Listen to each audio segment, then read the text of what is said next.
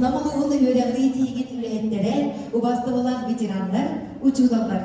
Çoğunmanı çoluk çocuk evet ümitlen, sermaytlı sürcüklere, bilgi günüge uyançılar, sırdıklı terege ıratçı üdümanı çoğumut sergebe. Этот праздник посвящен нашей важной и благородной профессии – педагог. Сегодня мы хотим выразить вам свою признательность за трудолюбие, доброту и преданность делу образования. Аплодисменты всем участникам нашего праздника! Год педагога и наставника подходит к своему завершению. И очень важно подвести итоги большой работы.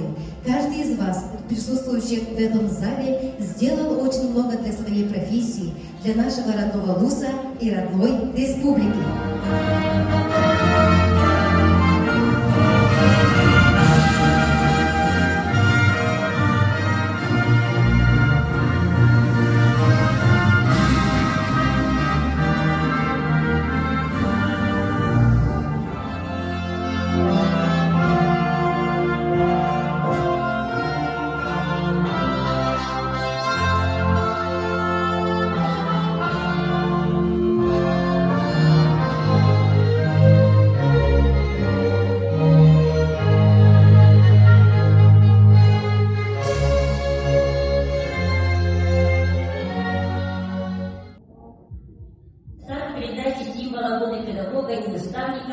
Состоялся на февральском совещании работников образования и педагогической общественности нашего вуза.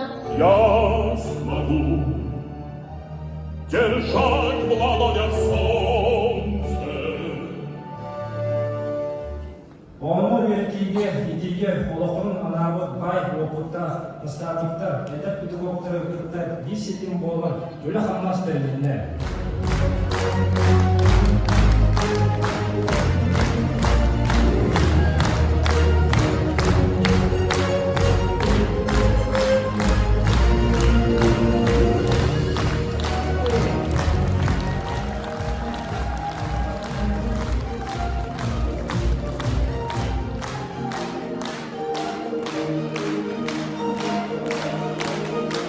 Güngörler tarafından barabıtı meclisine katılan durumun kas bilgileri çok daha bilaktan ağabey kavlayın.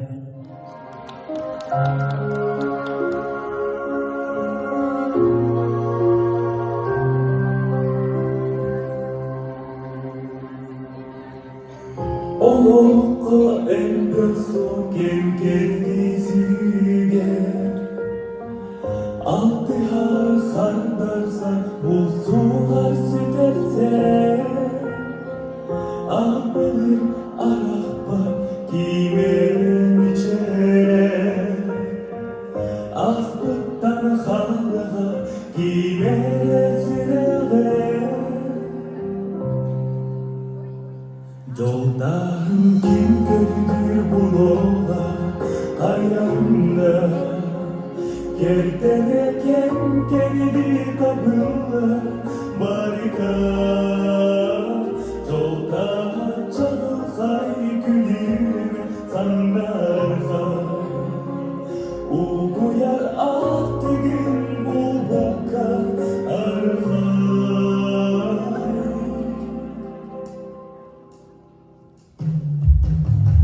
Sağsınız artıga avcadar kalanlar Cıvrahan oburnu cibarda kalanlar Ağır onur bu beyde buruyla